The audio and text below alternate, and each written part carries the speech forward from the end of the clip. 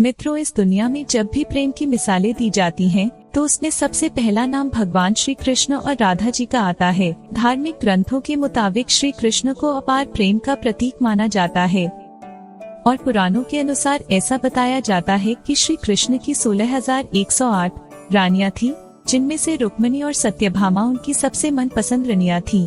इसके अलावा ये भी बताया जाता है कि श्री कृष्ण अपने बचपन में गोपियों के साथ गोकुल में रासलीलाएं किया करते थे, जिनकी कहानियां आज भी सबसे ज्यादा मशहूर है।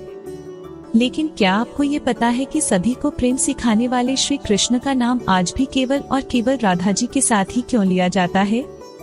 आपने जब भी कृष्ण भक्तों को देखा होगा तो गौर किया होगा कि वह हमेशा ही राधे श्याम नाम का ही जाप करते हैं।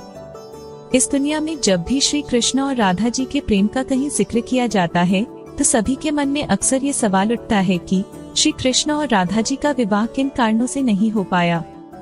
तो बने रहिए हमारे साथ वीडियो के एंड तक। पद्म पुराण के अनुसार ऐसा बताया जाता है कि राधा जी विश्वभानु नाम के गवाले की बेटी थी और उनका जन्म यमुना नदी के पास रावल नाम के एक गांव में हुआ था। कुछ समय बाद राधा जी के पिता बरसाना गांव में आकर बस गए थे, लेकिन दूसरी तरफ कुछ विद्वानों का ऐसा मानना है कि राधा जी का जन्म बरसाना गांव में ही हुआ था। इसी के साथ ब्रह्मवैवर्त पुराण के अनुसार ये बताया गया है कि राधा जी श्री कृष्ण से उम्र में 5 साल बड़ी थी और उनकी सबसे अच्छी मित्र भी थी। ऐसा कहा जाता है कि जब श्री कृष्ण और राधा जी पहली बार मिले थे तो राधा जी श्री कृष्ण की एक झलक देखते ही उन पर मोहित हो गई और उन्होंने कृष्ण को पहली बार तब देखा जब माता यशोदा ने उन्हें माखन खाते हुए ओखली से बांध लिया। जब श्री कृष्ण बांसुरी बजाते थे तो उनकी बांसुरी की धुन सुनते ही राधा जी दीवानी हो जाती थी और बेसुध होकर नाचने लगती थी। इसके साथ साथ ये बताया जाता है कि राधा जी श्री कृष्ण के बांसुरी की धुन में इतना खो जाती थी कि उन्हें अपने घर का भी ध्यान नहीं रहता था, जिस वजह से समाज के लोगों ने राधा जी को ताने मारना चालू कर दिया और इस बात को लेकर राधा जी के घर वालों ने उनका घर से निकलना भी बंद कर दिया था। लेकिन जब श्री कृष्ण जी को यह बात पता चली कि राधा जी के घर वालों ने उनका घर से निकलना तक बंद कर दिया है, तो उन्होंने ये बात यशोदा माता को बताई और वो राधा जी से विवाह करने की जिद करने लगी। लेकिन लाख कोशिश करने के बावजूद भी श्री कृष्ण माता यशोदा को नहीं मना पाए और माता यशोदा ने श्री कृष्ण को ये कहकर टाल दिया कि एक तरफ तो राधा जी उनसे उम्र में 5 साल बड़ी हैं और दूसरी तरफ उनका विवाह भी पहले से तय है। लेकिन इतना समझाने के बावजूद भी जब श्री कृष्ण राधा जी से विवाह करने की जिद नहीं छोड़ रहे थे, तब नंद महाराज श्री कृष्ण को ऋषि गर्ग के पास ले गए और जब श्री कृष्ण ऋषि गर्ग के पास गए तो ऋषि गर्ग ने श्री कृष्ण को बताया कि उनके असली माता पिता देवकी और वसुदेव हैं, जिनको उनके मामा कंस ने बंदी बना कर रखा है। इसके साथ साथ ऋषि गर्ग ने श्री कृष्ण को यह भी समझाया कि उनका जन्म केवल और केवल दुष्टों का नाश और धर्म की स्थापना करने के लिए हुआ है। और जब ऋषि गर्ग ने श्री कृष्ण को उनकी वास्तविकता से परिचय कराया, तभी से राधा जी के ख्याल और कृष्ण के बीच दूरियां पैदा होने लगी।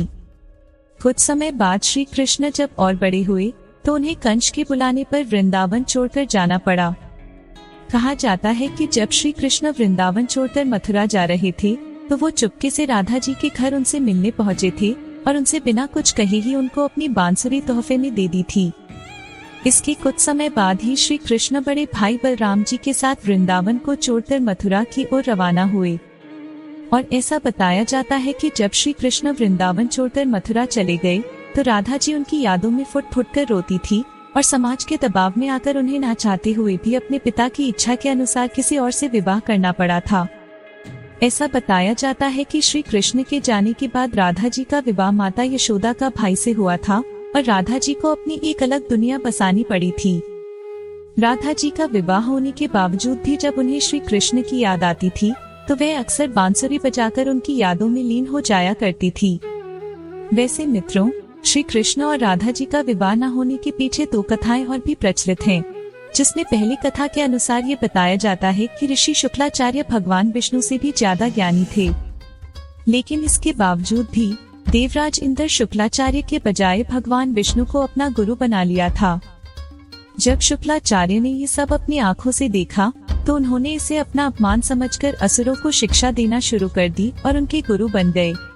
असुरों का गुरु बनते ही शुक्लाचार्य ने देवराज इंद्र से अपने अपमान का बदला लेने की कोशिश की, लेकिन उनके सामने ये समस्या खड़ी थी कि ये देवताओं को तो तवामारता का वरदान मिला हुआ था, लेकिन राक्षसों को ऐसा कोई वरदान प्राप्त नहीं था। इसी वजह से राक्षस कभी भी देवता से नहीं जीत पाते थे। इस समस्या को सुलझाने के लिए असुर गुरु शुक्राचार्य ने भगवान शिव की घोर तपस्या की और उन्हें प्रसन्न किया। इसी के साथ साथ शुक्राचार्य ने भगवान शिव को ही अपना गुरु बना लिया। भगवान शिव को अपना गुरु बनाते ही शुक्राचार्य बनाते हुए इंसान को वापस जिंदा किया जा सकता है। मृत संजीवनी वरदान के लिए जब शुक्राचार्य भगवान शिव की तपस्या करने जा रहे थे तो उन्होंने सभी राक्षसों, पिताऋषि भेगु और काव्य माता की कुटिया में रहने के लिए कहा, ताकि उनके होते हुए कोई भी देवता राक्षसों को नुकसान न पहुंचा सके। जब देवराज इंद्र को ये बात पता चली तो उन्होंने इस कुटिया पर हमला कर दिया और हमला होते ही काव्य माता ने अपनी शक्तियों से एक ऐसा कवच बनाया जिससे कि कोई भी देवता किसी राक्षस को नुकसान न पहुंचा सके, और इस तरह से सभी देवता अलग कर दिया। हालांकि ऋषि भेगु ने अपनी पत्नी यानी कि काव्यमती को कामधेनु गाय की मदद से वापस जिंदा तो कर लिया, लेकिन इसके साथ साथ उन्होंने भगवान विष्णु को ये श्राप दिया कि उन्हें इस धरती पर जन्म लेकर पत्नी वियोग सहना पड़ेगा। और बताया जाता है कि ऋषि भेगु के द्वारा दिए गए श्राप की वजह से श्री कृष्ण जी का विवाह राधा जी से नहीं हो पाया था। ऐसा इसलिए क्योंकि भगवान विष्णु ने ही श्री कृष्ण के अवतार में इस धरती पर जन्म लिया था। अब मित्रों, श्री कृष्ण और राधा जी का विवाह न हो पाने के पीछे एक और कथा भी काफी ज्यादा प्रचलित है, जिसके मुताबिक ऐसा बताया जाता है कि एक बार देव ऋषि नारद को ये घमंड हो गया था कि खुद कामदेव भी उनकी तपस्या। देव ऋषि नारद एक बार रास्ते में कहीं जा रहे थे तो उन्हें एक बहुत ही सुंदर नगर दिखाई दिया जहां माता लक्ष्मी के स्वयंवर का आयोजन किया जा रहा था।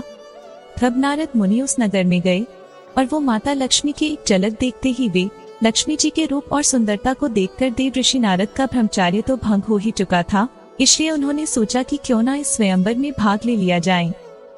लेकिन इससे पहले देव ऋषि नारद भगवान विष्णु के पास देखिए हरि का एक और अर्थ वानर होता है, लेकिन देव ऋषि नारद ये बात नहीं जानते थे और भगवान विष्णु ने उन्हें एक वानर रूप दे दिया। जब लक्ष्मी जी स्वयंवर में आई तो देव ऋषि नारद के वानर वाले रूप को देखकर उन्हें बहुत गुस्सा आया। इसी के साथ साथ देव ऋषि नारद का स्वयंवर में खूब मजाक भी उड़ाया गया। उसी समय की बात है कि भगवान विष्णु भी एक राजा भेष रखकर उसी स्वयंवर में आ गए और भगवान विष्णु के सुंदर रूप को देखते ही लक्ष्मी जी ने उन्हें अपने पति के रूप में चुन लिया। ये सब देखकर स्वयंवर में बैठे सभी लोगों ने राजा कर अपना रूप देखा तो इन्हें अपना वानर वाला रूप देखकर बहुत गुस्सा आया। इसी के साथ साथ देव ऋषि नारद भगवान विष्णु को भला बुरा कहने लगे और उन्हें श्राप दिया कि जिस तरह से मैं स्त्री वियोग में तड़प रहा हूँ उसी तरह तुम्हें भी अपने हर जन्म में स्त्री वियोग सहना पड़ेगा। लेकिन इसके कुछ समय बाद नारद मुनि को अपनी गलतियों का एहसास हुआ और उन्होंने भगवान विष्णु से इस बात के लिए क्षमा मांगी। इसके बाद भगवान विष्णु ने नारद मुनि को क्षमा करते हुए बताया कि ये सब तो उनकी ही माया थी। वैसे मित्रों, कमेंट करके बताएं कि आपको क्या लगता है, इनमें से किस श्राप के कारण श्री कृष्ण और राधा जी का विवाह नहीं हो पाया।